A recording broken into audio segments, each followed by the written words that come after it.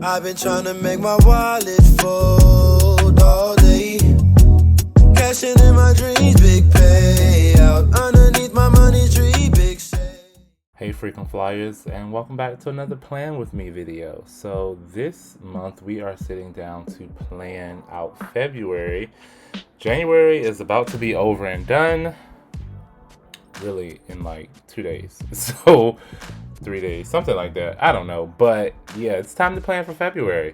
So this year I decided that I wanted to do a Black History Month theme in my planner. For those of you who are not familiar or did not think about it, February is Black History Month, which pays tribute to the achievements of African Americans throughout U.S. history. We've actually been celebrating Black History Month since about 76, although it actually started back in the 20s, 1926, as Negro History Week. So, you know, many comments about the fact that it's the shortest month, but nonetheless, we're going to celebrate over here. So you're going to see me doing my decorative portion of my planner in the traditional, I would say, what has become known as the Black History Month colors, which were derived from many of the African flags, as well as some Pan-African flags. So it incorporates the colors of black, red, green, and yellow, each of which over the years I've read different meanings for each of the colors, but I think the one that I stand by the most is that black represents the resilient people whose existence as a nation is honored and affirmed by the existence of, said flags.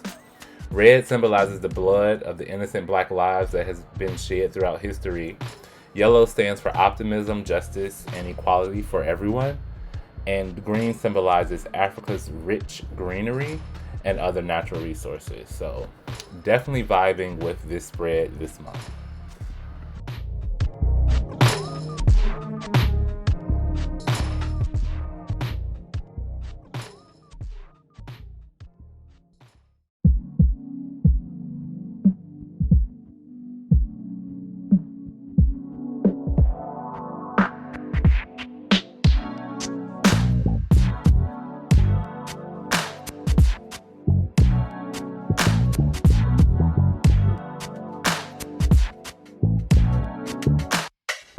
Moving over to my habit trackers, I'm going to be tracking the same 4 habits, making sure that I have at least 7 hours of sleep every night, that I am drinking at least 64 fluid ounces of water a day.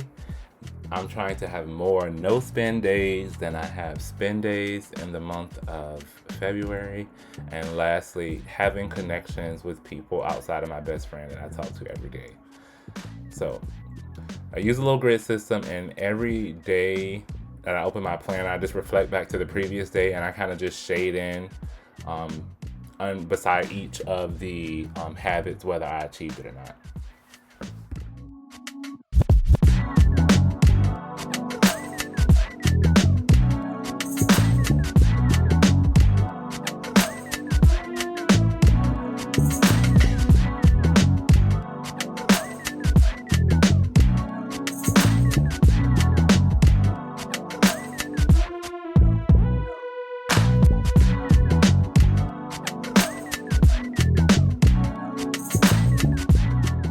Moving over to my monthly calendar spread, I'm always looking back at the previous month because I do this every month, but then every month I forget exactly what I'm supposed to be doing. So I start by filling in things like my paydays, and then I fill in birthdays or important social events. I make note of the holidays that are pre-marked on the calendar, as well as other things like the Super Bowl, the Grammys. These are big things happening in February. And truth be told, I heard a little tidbit that one Miss Beyonce Giselle Knowles Carter might be announcing her tour on Wednesday, February 1st.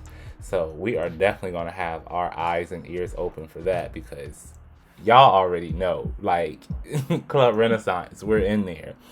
But nonetheless, I fill in all these things. Tutoring and YouTube social media posts come later, but I do placehold them. And lastly, I fill in my bills and stuff off camera, but those also go on this monthly calendar.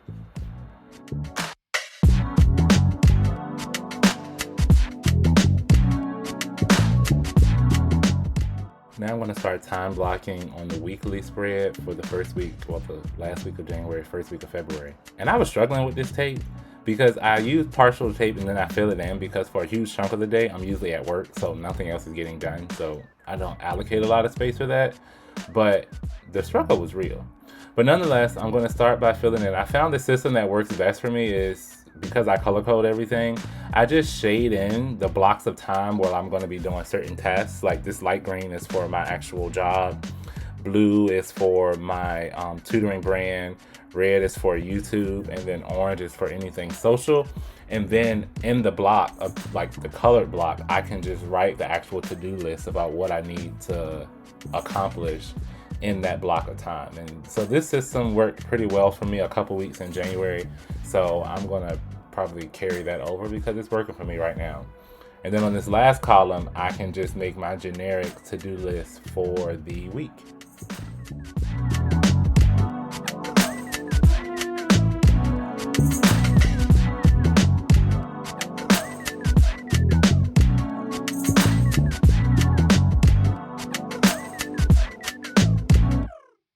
Lastly, I'm going to add in this month's journal prompt, which reads, list 3 things you do well. So that's something I'll be focusing on this month.